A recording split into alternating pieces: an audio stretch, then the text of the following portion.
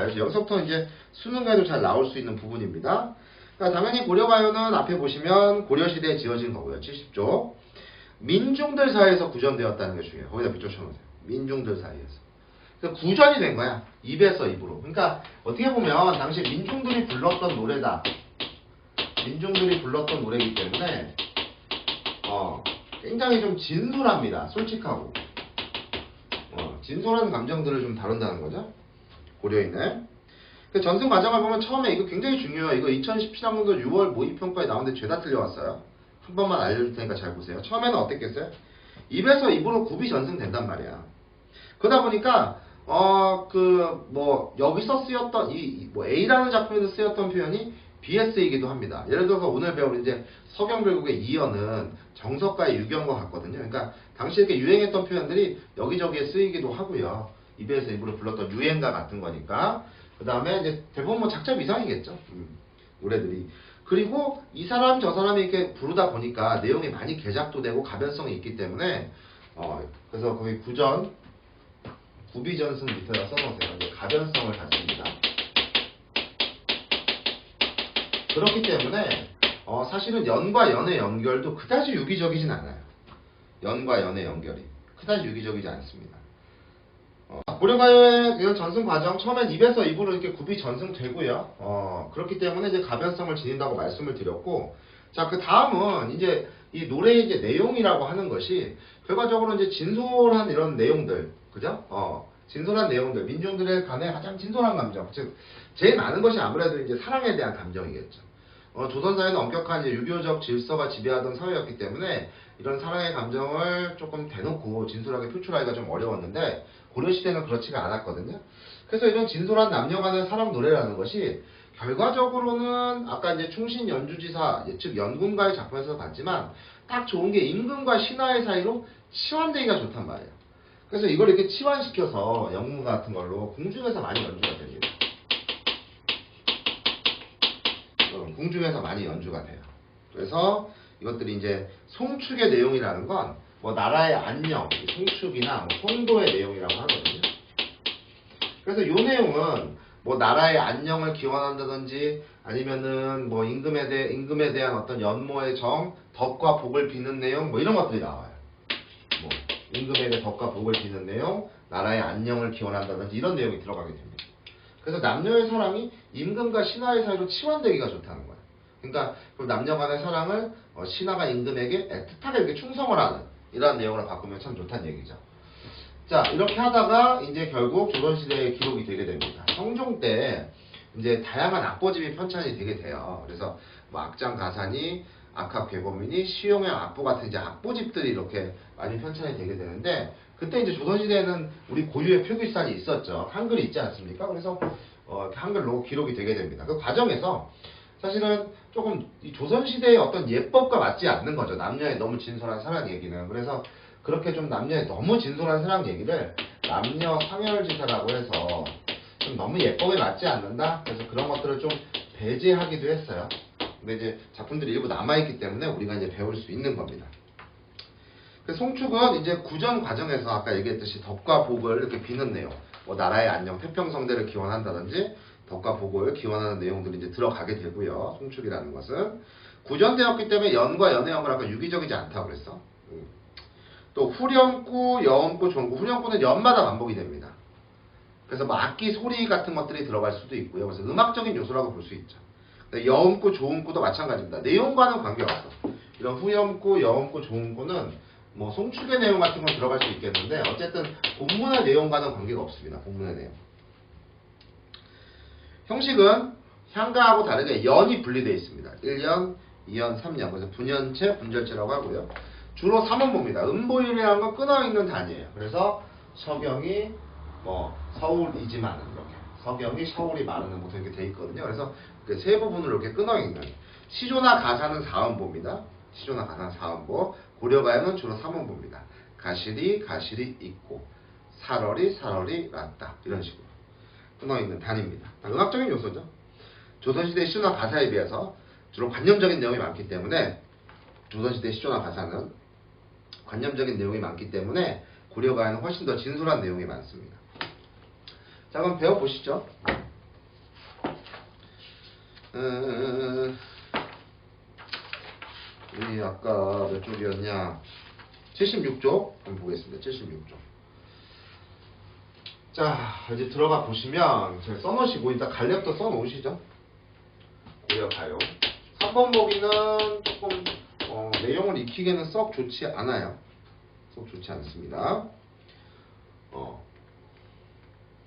2번도 이따가 한번 보죠. 한번.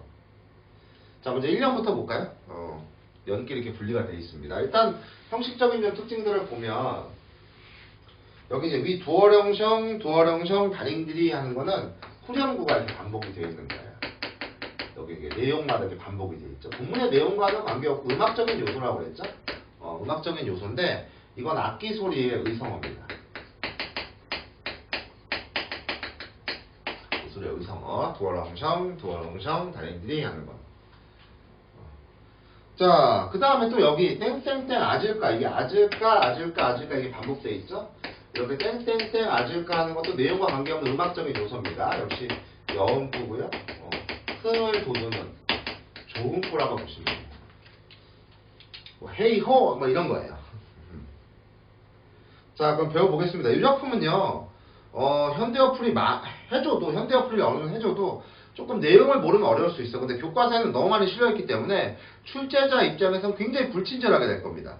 아까 배운 제막매가라든지 서경 별궁은 너무 많이 실려있는 작품이니까. 자, 서경이라는 곳은 지금의 평양이에요. 서경 별곡 할 때 서경은 지금의 평양을 얘기하는 거고, 거기서 뭐한 노래다? 이별한 노래다, 이런 얘기예요. 그래서 이별한 노래. 그래서 그런 얘기입니다.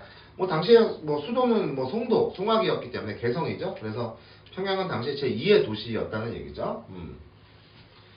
자, 그럼 보겠습니다. 이거 지우고요. 자, 서경이 서울이지만 중심지라는 얘기예요. 자기 입장에서, 화자 입장에서는. 서경이 바로 평양입니다. 그곳이 서울이지만 나의 삶의 터전이자 중심지인 거죠. 서울이라는 거. 나의 삶의 터전이지만 삶의 터전이자 중심지라는 얘기예요.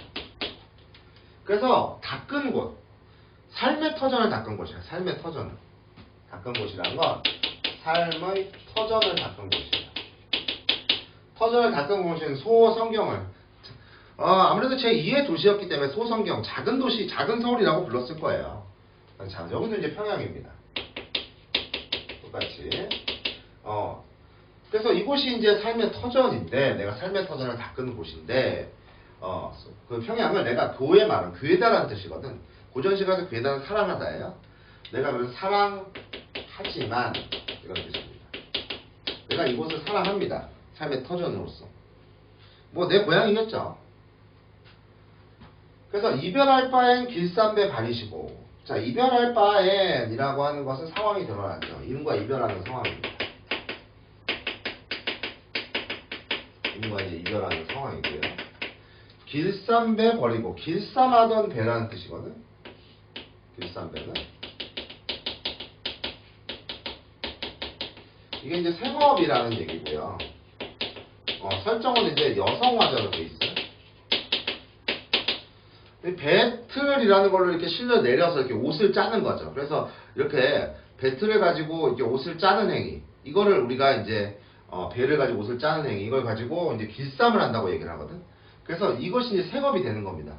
이별할 바엔 이것을 버리고서라도 괴실한데 울면서 좋겠나이다. 괴실한데 울어보면 좋니노이다. 부터 이렇게 돼 있는데, 사랑만 해주신다면 어설프게 현대어플이가 됩니다. 다 해주던가. 사랑만 해주신다면 울면서 쫓겠다, 따르겠다, 이런 얘기. 그러면 이런 거죠. 여기 이제 전체적으로 1년의 내용을 보시면, 묶은 부분 보시면, 아무래도 이제 내가 이곳이 삶의 터전이고, 그치? 그리고 내 생업도 있단 말이야. 근데 이별할 바에는 내가 임을 따르겠다는 거는 내가 이 소중한 공간, 사랑하는 공간이라는 걸 밝히고 있어요.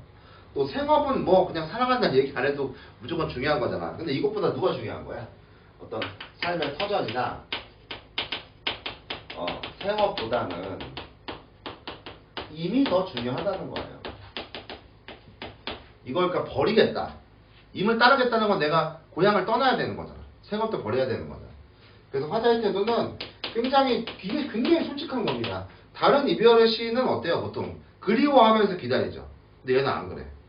적극적으로 따르겠다는 거야. 그래서 이별에 저항을 하고 있어요. 그래서 임을 따르겠다는 굉장히 적극적인 태도, 아주 저돌적이고 당차입니다. 그래서 어떤 한이 쌓이고 마냥 기다리고 이런 작품이 아니라는 거예요. 울면서 따르겠다. 자, 그래서 생업도 버리고 삶의 터전도 버리고 임을 울면서 쫓아가겠다는 이러한 적극적인 태도를 보이는 화자의 모습이었습니다. 근데 이연은 또 그렇지가 않아요. 그러니까 연과 연이 그냥 유기적이지가 않은 겁니다. 자, 그래서 이제 비유를 한 것들을 좀 보면 여기 구슬이 있고요.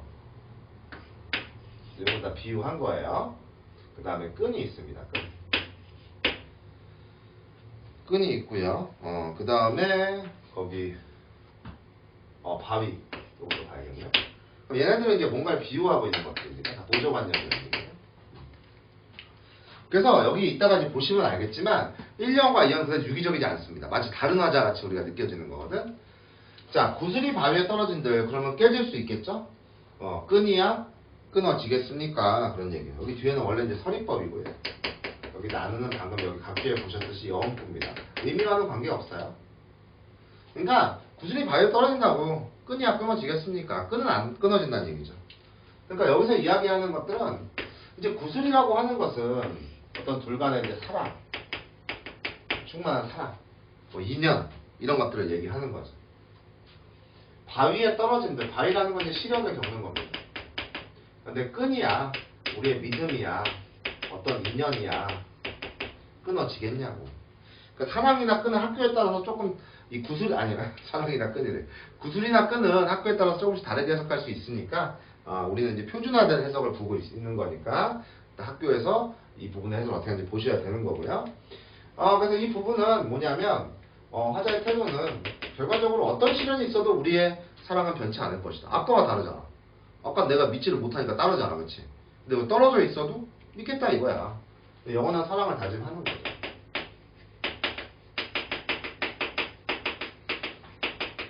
우리의 끈은 끊어지지 않을 거라고. 자, 천자는 홀로 살아간다. 여기 이제 원관념으로 표현했는데요. 신이야 끊어지겠습니까? 믿음이야 끊어지겠습니까? 또 서리법이죠. 믿음은 끊어지지 않는다는 거지. 천년 홀로 살아간다. 그러니까 떨어져 있어도 우리의 믿음은 굳건할 거란 얘기야. 떨어져 있어도 믿음은 굳건할 거라. 그리고 여기 위하고 아래는 대꾸죠. 지금 문장 구조가 나란하게 반복돼 있지. 묶어보면 이제 대꾸로 돼 있어.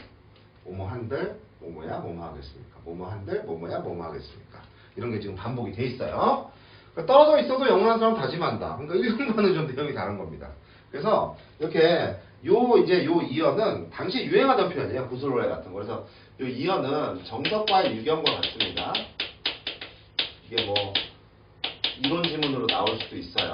유경과 같고 그 다음에 1년과 유기적 연결이 이루어져 있지는 않습니다. 3년과도 그렇고요. 1년이라고 하지 말고 다른 연이라고 하죠. 다른 연과 이렇게 유기적으로 연결되어 있지 않습니다. 떨어져 있어도 영원한 사랑을 다짐하는 거니까. 됐습니까? 자, 그럼 3년 넘어가 보죠. 자, 대동강. 강은 항상 이별의 장소로 많이 나오죠. 왜? 강을 건너가면 입을 못 만나니까. 그래서 이제 이별의 장소가 되는 겁니다. 대동강은. 이제 뭔가를 상상하는 건데, 대동강 넓으진 몰라서 배를 내어놓았느냐 사공아. 그러니까 배를 내어놓았으니까 이미 그걸 타고 떠났다 이거야. 그래서 사공은 원망의 대상이에요. 원망의 대상. 근데 실제로는 누가 떠난 거야? 이미 떠난 거죠. 그 원망의 대상인데 이거는 그냥 표면적인 겁니다. 그러면 실제 원망의 대상은 누구야? 실제 원망의 대상은 임이겠지. 실제 원망의 대상은 임일 거야. 임. 어쨌든 상호는 원망하고 있어요. 임을 떠나보네. 네 각시 음란하지 몰라서 네 각시나 신경 쓸 것이지. 가는 배 임을 태웠느냐 이런 얘기. 그래서 원망하고 있어. 가는 배에 임을 태웠느냐. 자, 대동강 건너편 꽃을 이 꽃입니다. 꽃. 꽃은 여기서 질투의 대상이에요. 다른 여인입니다. 건너편에 있는. 배를 타들면 배를 타고 건너가면 꺾을 것입니다. 이거 꺾어서 가진다는 얘기죠. 그러니까 이미 다른 여인을 만날까봐 걱정하고 염려하는 거예요. 이미에 대한 어떤 화자의 태도를 보면 불신과 다른 염려, 만날까 염려하고 있어요. 이혼과 완전히 다르죠. 이혼은 천년을 따로 살아간들 또는 구슬이 바위에 깨진들. 끈이야, 믿음이야, 안 끊어진다고 그랬잖아. 그러니까 떨어져 있어도 괜찮은데 여기는 그렇지가 않아요. 지금 불신과 염려가 있어. 그게 좀 이제 다른 내용인 거죠. 됐습니까? 그래서 이 부분이 좀 질투 같은 게 드러나서 이제 조선시대에서는 사실 이런 부분이 좀 남녀 상열지사 너무 진솔한. 그러니까 조선시대에는 여자가 질투하는 것들을 굉장히 좀 금했다고 해요. 칠거지약이라고 그래서. 근데 이거 너무 진솔하게 드러나 있으니까 남녀 상열지사가 이런 성격이 동시에 금했던 어떤 너무 진솔한 사랑 얘기 이런 부분이 이제 잘 드러나 있다. 이렇게 얘기를 하는 거죠. 자, 서경별곡 배워봤습니다. 그러면 문제를 좀 풀어볼까요? 자, 그냥 풀겠습니다. 전략 없이. 자, A와 B에 대한 설명 묻고 있는데요. 자, 정답 몇 번이에요? 2번인 거죠. 이게 그러니까 연과 연이 유기적이지 않은 걸 보여주는 거야. 임과 이별을 거부하고 저항하잖아. 내가 따라가겠다고 그러잖아. 또 이별한다고 해도 임에 대한 믿음은 변치 않을 것이다. 완전히 다르죠. 영원한 사랑을 다짐하고 있는 것이기 때문에 그렇습니다. 그 다음에 2번 볼게요. 소노트가 이런 문제들이 많아. 선생님이 뭐 하는 문제들이 좀 굉장히 많아요. 선생님이 뭘 하는 문제들. 자, 작품에 언급된 소재의 의미나 성격을 이해하면 작가가 드러내고자 하는 바를 더 잘 파악할 수 있습니다. 예를 들어 이 작품의 끈은 구슬이 바위에 떨어진다는 상황과 끊어지니까라는 구조를 통해 떨어졌을 때 깨어지는 구슬과는 다르다는 점이 드러나고, 그러니까 사랑은 우리가 그렇게 사랑이 시련을 맞는다고 해도 우리의 믿음이나 인연은 변하지 않을 거라고. 떨어져도 절대 변하지 않아요. 끊어지지 않는 거지. 그러니까 끈은 구슬은 변할 수 있어. 근데 끈은 변하지 않는 거야 지금. 자, 근데 그렇게 보시면 돼요. 또 1년을 예를 들어 서경이나 길쌈배, 길쌈하던 배고 서경, 그건 삶의 터전이죠. 의미나 성격. 자, 그럼 서경별구의 내용을 좀 알고 있어야죠. 서경은 서울이지만 소서경을 통해 번화한 뭔가 도시의 성격, 그죠? 중심지이자 삶의 터전인 겁니다. 서울이라고 중심지라고 표현을 하고 있고, 소서경, 작은 서울이라고 표현을 하고 있어요. 삶의 기반을 잘 갖추었다는 특징, 고의 말은 떠나기 싫어하는 것, 삶의 터전이니까. 그쵸? 떠나기 싫어할 겁니다. 그만큼 이미 나에게 절대적 존재라는 얘기야. 길쌈배는 이별할 바엔 길쌈배 버리고를 통해 헤어져야 하는 상황이라면 생업을 버릴 수도 있다. 생업을, 그치? 버릴 수도 있다. 이 얘기고. 길쌈배는 괴실한 데를 통해 사랑을 받게 된 사연. 길쌈배가 이거랑 관계없죠. 4번이 정답이네. 소중하게 생각하는 까닭은 생업이니까 그런 거고. 근데 이미 더 소중하고요. 서경과 길쌈배는 울면서 좁겠나이다를 통해 화자에게 매우 소중한 것, 그치? 이미 확인돼요. 오히려 임에 대한 화자의 사랑을 강조하는 소재다. 그쵸?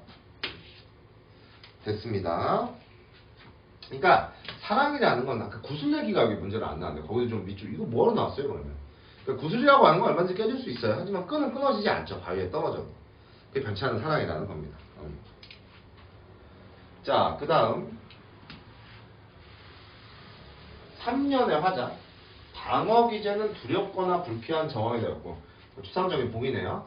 직면한 인간이 불안이나 죄책감으로 벗어나 자존감을 유지해가야 자동적으로 취하는 적용 행위인데, 이 작품 속 화자도 임과의 이별이라는 상황 속에서 자신을 보호하기 위해 합리화와 전이라는 방어 기제를 사용하는데, 합리화는 이미 벌어진 상황 속에서 자책감이나 죄책감을 줄이기 위해 현실을 왜곡하는 것으로 원치 않는 결과가 나타났을 때 그럴듯한 이유를 찾아내서 괜히 사고 원망하는 거랑 같은 얘기죠. 그런 거고, 전이는 문제의 초점을 바꾸거나 받아들이기 어려운 상황을 수용하기 쉬운 상황으로 바꾸는 방어기죠. 여기 같은 얘기네요. 핵심이 아닌 대상에게 분노를 표현한대. 자, 근데 이거는 좀 요것만 봐서 알 수 없고 여기를 좀 봐야 될 것 같아. 자, 봅시다.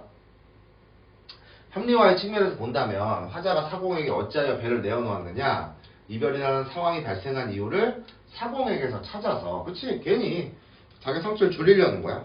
맞는 얘기죠? 합리화의 측면에서 본다면 이미 배를 타들면 꺾을 것이다. 지속되는 원인은 임에게 있다. 즉, 이 마지막 부분은 우리가 좀 추가를 해서 적자면 결과적으로 임에 대한 불신과 염려가 있기 때문에 이런 부분은 임을 또 원망하는 내용들이 계속 지금 지속이 되고 있죠. 왜냐면 아까 얘기했잖아. 사공은 표면적으로 원망하는 거니까 실제 원망의 대상은 임인 거예요. 실제 원망의 대상. 알겠지? 임인 겁니다. 자, 이제 지속이 되고 있어. 2번도 맞는 내용이고 3번 볼게요. 전이의 측면에서 본다면 화자가 네가 혹시 음란한 줄 몰라서와 같이 전체 상황과 무관한 사람을 비난하는 것은 핵심이 아닌 대상에게 그죠? 분노를 표출하고 있죠 지금. 맞는 얘기고 4번 전이의 측면에서 본다면 화자가 사공을 사람들의 가는 배에 없는 능동적 주체를 표현한 것은 강을 건너는 임의 선택을 사공이 주도한 것처럼 초점을 바꿔 받아들이려는 방어기제. 그것도 맞는 얘기네. 마치 사공이 주도한 것처럼 너 왜 임 태웠어? 이런 얘기야. 전이의 측면에서 본다면 대동강 건너편 꽃을 언급하며 임을 불신하는 태도, 건너편 꽃에 초점을 맞춰 받아들이기 어려운 상황을 수용하기 쉽게. 이게 수용하기 쉬운 거랑 관계가 없죠. 받아들이기 어려운 상황이 지속되는 겁니다. 왜? 불신이 지속되니까. 이별의 상황이 지속되니까. 5번으로 답이 좀 될 수가 있겠죠? 좀 뜬금없는 보기긴 하네요. 자, 다 봤고요.